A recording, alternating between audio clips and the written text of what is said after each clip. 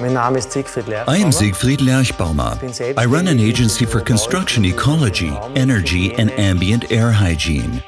Today we measure the respirable dust pollution during cleaning processes using different technologies.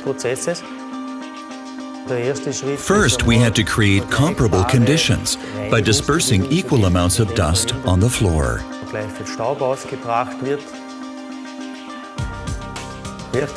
Depending on the method of cleaning, different amounts of the dispersed dust were stirred up during cleaning.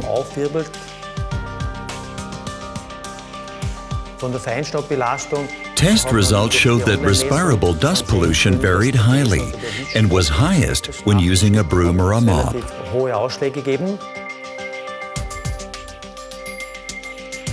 The ENJO floor cleaner, however, scored very well.